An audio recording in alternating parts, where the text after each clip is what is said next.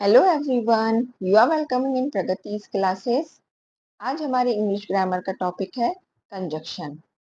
Last video में हम prepositions के बारे में पढ़ चुके हैं और हम इस वीडियो में पढ़ेंगे कंजक्शंस के बारे में। तो चलिए वीडियो को स्टार्ट करते हैं। सबसे पहले बात करेंगे what is conjunction. So conjunction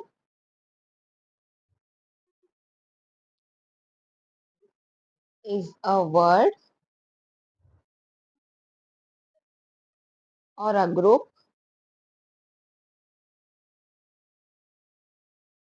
of words which connects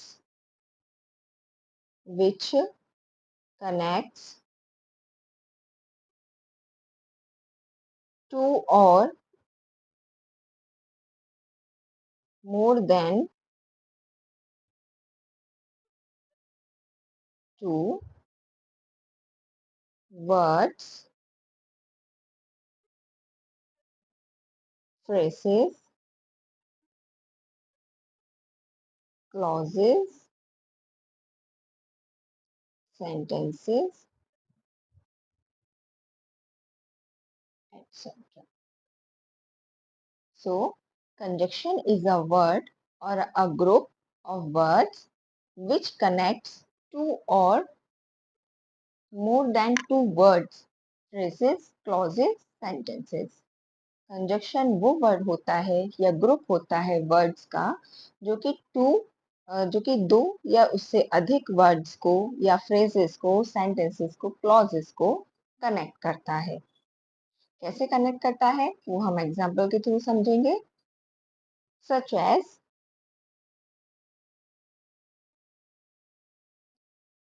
I have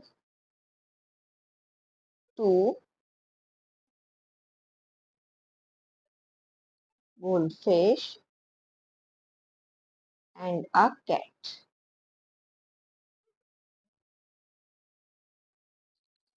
I have two goldfish, मेरे पास टू goldfish है एंड एक कैट है। I have two goldfish and a cat. यहाँ पर बात हो रही है दो चीजों को, यानी कि टू वर्ड्स को हमने कनेक्ट किया है। तो यहाँ पर जो एंड यूज हो रहा है, जो इन दोनों को कनेक्ट कर रहा है, वो है हमारा conjunction. It is our conjunction and these are the two words which are connecting with conjunction. So this is our conjunction. I have two goldfish and a cat. So this is our conjunction जो कि दो sentences को, दो clauses को, phrases को connect करता है। Conjunction को और अच्छे से समझने के लिए इसमें कुछ रूल्स हैं जो कि मैं वन बाय वन आपको बताती जाऊंगी। तो आप रूल्स को अच्छे से समझिएगा, जिससे आपको कंजक्शन और क्लियर हो जाएगा कि कंजक्शन कहाँ कहाँ और किस तरह यूज किया जाता है। तो चलिए हम रूल्स को स्टार्ट करते हैं। First we have rule number one. Rule number one,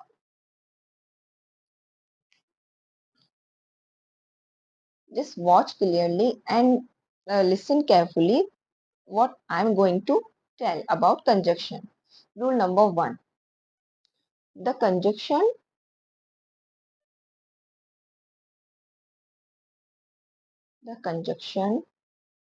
both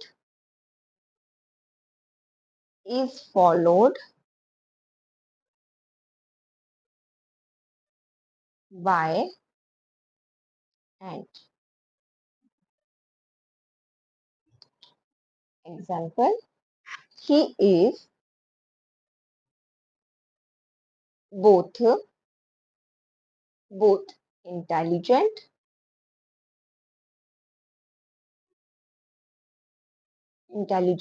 and hardworking. Hardworking. Rule number one is telling us the conjunction both is followed by and. He is both intelligent and hardworking. वो दोनों है, intelligent भी है and hard working भी है। हम sometimes ऐसा बोल देते हैं किसी के बारे में कि वो दोनों काम कर सकता है। He can do both work. He is both intelligent and hardworking. He can do both work and sometimes or another work we talk. So he is both intelligent and hardworking. हमने यहाँ पर दोनों चीजें ली हैं, both के साथ हमने and both जो कि and को follow करता है, तो he is both intelligent and hardworking. Next rule number 2, we have rule number 2.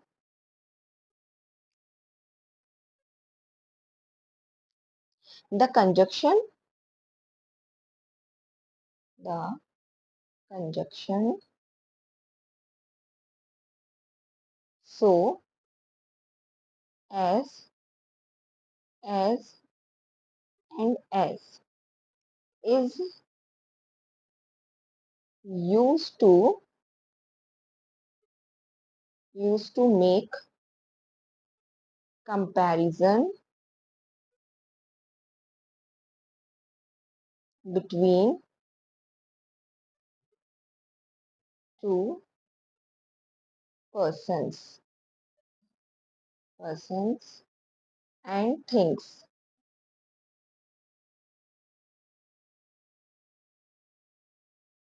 So as is used in negative sentence.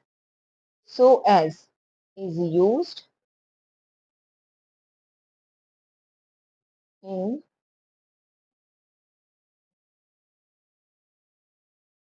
negative sentences. The conjunction so as is used to make comparison between two persons and things. So as is used in negative sentences. Rules को learn करने की जरूरत नहीं है, बस एक बार हमें इसको पढ़ना है कि सो एज और एज का यूज किस तरह किया जाता है, जो कि एग्जाम्पल से ज्यादा क्लियर हो जाता है। तो इसका एग्जाम्पल जब हम देखेंगे तो उससे हमें और क्लियर हो जाएगा कि ये डेफिनेशन क्या कहने की कोशिश कर रही है। तो एग्जाम्पल देखते हैं। Just see the example. He is not so good as you. It means he is not so good as you. वो तुम्हारे जितना अच्छा नहीं है। वो he is not so good, तुम्हारे जितना अच्छा नहीं है। यहाँ पर as का मतलब होगा तुम्हारे जितना अच्छा नहीं है, तो he is not so good as you. यहाँ पर इस सेंटेंस का मीनिंग ये आएगा, जो कि यहाँ पर हमने कहा था कि so as is used in negative sentences. So so he is not so and as, so as, and यहाँ पर आ रहा है हमारा नॉट, यानी कि negative sentence. So as is use in negative sentences and as as किस तरह से यूज किया जाता है, देखिए। But as as is use in both affirmative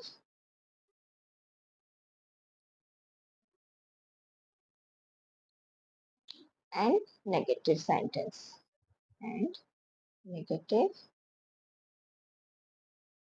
sentences। यहाँ पर हम फर्स्ट वाला जो रूल नंबर 1 है, ये मैं आपको फिर से एक बार अगेन बताती हूँ। यहाँ पर बोथ एंड का यूज हुआ है, जो कि रूल नंबर 1 में हमने बताया था। तो जहां पर भी बोथ यूज होगा वहां पर एंड भी यूज होगा, दोनों को चीज को बताने के लिए। तो यहाँ पर हम but as so as will be used in negative sentence and but as will be used in affirmative and negative sentence both. So just see the example. He is as good as you. वो तुम्हारे ही जितना अच्छा है। जैसे तुम हो वैसे ही वो है। He is not as good as you means जैसे तुम हो वैसा वो नहीं है। ही इज जैसे तुम हो वैसे वो है, जैसे तुम हो वैसा वो नहीं है। और यहाँ पर है इज नॉट सो गुड, वो तुम्हारी जितना अच्छा नहीं है। और यहाँ पर है कि वो जैसे तुम हो वैसे अच्छा नहीं है। तो यहाँ पर कंपैरिजन हो गया है। ओके, जैसे आप हैं वैसा वो नहीं है, जैसे आप हैं वैसे वो है। तो यहाँ पर एज और एज कंपैरिजन है। और यहाँ पर वो तुम्हारे जितना अच्छा नहीं है, बस क्लियर इट। वो तुम्हारे जितना अच्छा नहीं है और वो तुम्हारे जितना अच्छा है और वो तुम्हारे जितना अच्छा नहीं है। I think rule number 2 is clear. अब बढ़ते हैं हम नेक्स्ट रूल की तरफ, जो कि है रूल नंबर 3। रूल नंबर 3,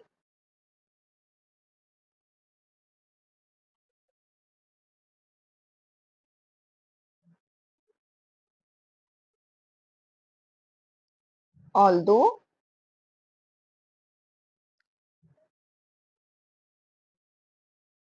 और दो is followed by yet or a comma.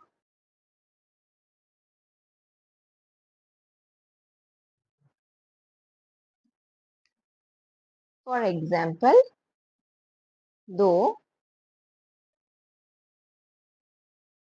he worked hard, he failed. It means दो के साथ हम ना ही but यूज करेंगे, ना ही हम and यूज करेंगे। Here we are using comma. It means हालांकि उसने वर्क हार्ड किया, लेकिन या एंड नहीं, हालांकि उसने वर्क हार्ड किया वह असफल रहा। दो he worked hard he failed. ये सिर्फ कंडीशन होगी दो के साथ एंड ऑल दो के साथ। नेक्स्ट ऑल दो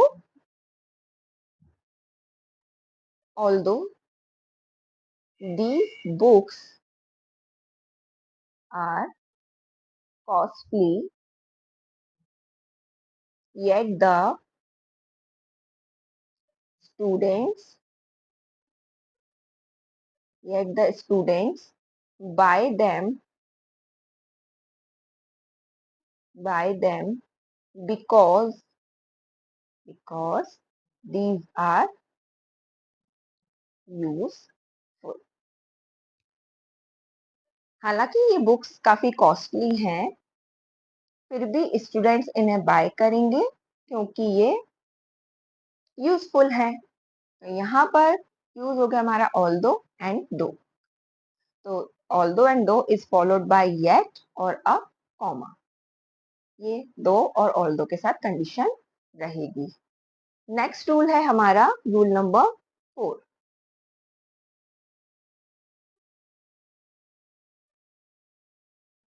अब है हमारा rule number 4। Rule number 4 is saying always use the correct pair. No sooner than no sooner than, जब भी हम नो सूनर यूज करेंगे तो हमेशा देन यूज करेंगे। हार्डली हार्डली यूज करेंगे, हार्डली हम यूज करेंगे व्हेन या और या बिफोर। ओके, स्कैर्सली स्कैर्सली इनके साथ कंडीशन है, ये व्हेन और बिफोर के साथ ही यूज होंगे। और ये इनका जो एग्जाम्पल होगा वो हेड के साथ ही स्टार्ट होगा।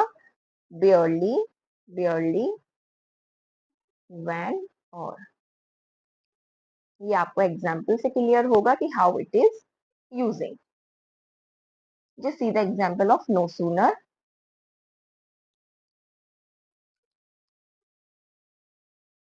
Example, no sooner had he solved the riddle than he was applauded.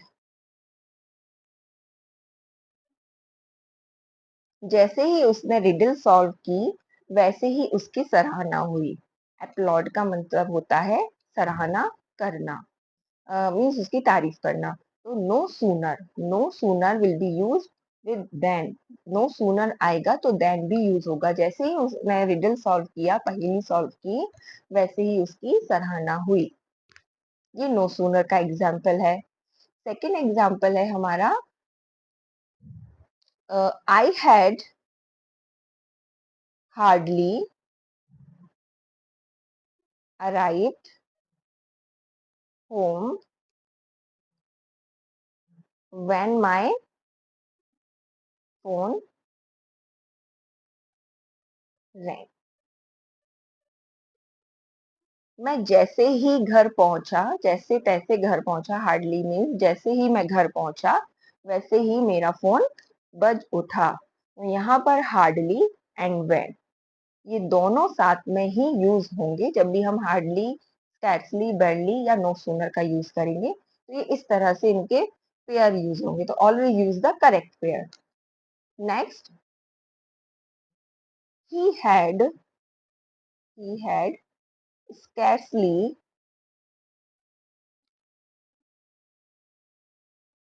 put the phone down when the doorbell rang। जैसे ही उसने फोन रखा वैसे ही डोरबेल बजी। जैसे ही उसने फोन रखा वैसे ही डोरबेल बजी। तो यहाँ पर भी स्कैर्सली के साथ when यूज हुआ है। Next, barely, barely had he bought, bought is the third form of buy, bought the car before it was stolen। उसने कार जस्ट खरीदी ही थी, उसने कार खरीदी ही थी कि उससे पहले वो चोरी हो गई। जैसे उसने कार खरीदी उससे पहले वो चोरी ही हो गई, वो यूज नहीं कर पाया। तो यहाँ पर यूज हुआ है बेयरली एंड बिफोर। ये इस तरह से हार्डली, स्कैर्सली एंड बेयरली यूज होंगे। तो हम इनके साथ इनके पेयर जरूर यूज करेंगे।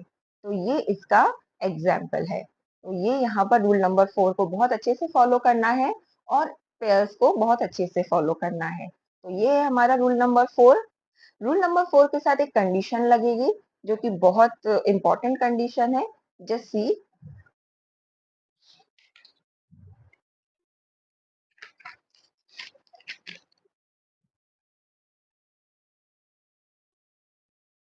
यहाँ पर कंडीशन ये है, hardly,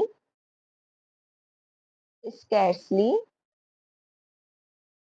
and barely. Barely are negative words, are negative words do not use not, no, never with the clause containing these words। Means ये hardly and scarcely and barely are negative words. इनके साथ हमें no, never ऐसे words not use नहीं करने हैं। लेकिन अगर कंडीशन हो जाती है, if a sentence starts with a negative word negative word use inversion. अब इन्वर्जन क्या होता है ये मैं आपको एग्जाम्पल के थ्रू समझाऊंगी। Use inversion form means helping verb. It is the sign of means helping verb before the subject. अब इस पूरे कंटेंट का क्या मीनिंग हुआ जी सीधा एग्जाम्पल से क्लियर होगा आपको। नॉट ओनली, नॉट ओनली जो कि नेगेटिव से ही स्टार्ट हो रहा है, नेगेटिव सेंटेंस स्टार्ट हो रहा है तो हम यहाँ पर यूज करेंगे verb, helping verb. Is he difficult, difficult क्योंकि बीच में जो वो हार्डली, स्कैटली एंड बैडली वर्ड्स हैं उनके बीच में नो, नॉट, नेवर जैसे वर्ड्स यूज नहीं होंगे। यदि सेंटेंस नेगेटिव है तो वो इस तरह से स्टार्ट होगा, difficult to understand, to understand but he is also funny. Not only is he difficult to understand, उसे समझना ही कठिन नहीं है लेकिन वो फनी भी है। Not only is he difficult, not only is, ये हमें याद रखना होगा कि अगर सेंटेंस नेगेटिव है तो हमें हेल्पिंग वर्ब पहले यूज करना होगा, फिर हमें सेंटेंस यूज करना होगा he difficult to understand but he is also funny. Next है never have I understood, understood less about women. Never have, never and helping verb. Never have I understood less about women. मैं एक women को बहुत अच्छे से नहीं समझ पाया या नहीं समझ पाया, तो ये इस तरह का सेंटेंस है। तो हमें यहाँ पे सेंटेंस को देखना है कि not only is helping verb because starting with the negative sentence and negative sentence is there and have, तो ये इस तरह से यूज होगा। और हार्डली, स्कैर्सली एंड बैडली का एग्जाम्पल हम देख चुके हैं, तो वो किस तरह यूज होंगे जिसके साथ हमें नॉट, नो एंड नेवर जैसे वर्ड्स यूज नहीं करने हैं। आई थिंक रूल नंबर 4 तक आपको क्लियर हुआ होगा। नेक्स्ट रूल्स हम नेक्स्ट वीडियो में पार्ट 2 में हम कवर करेंगे। तब तक के लिए इतना ही, इस वीडियो में इतना ही। तब तक के लिए थैंक यू वेरी मच।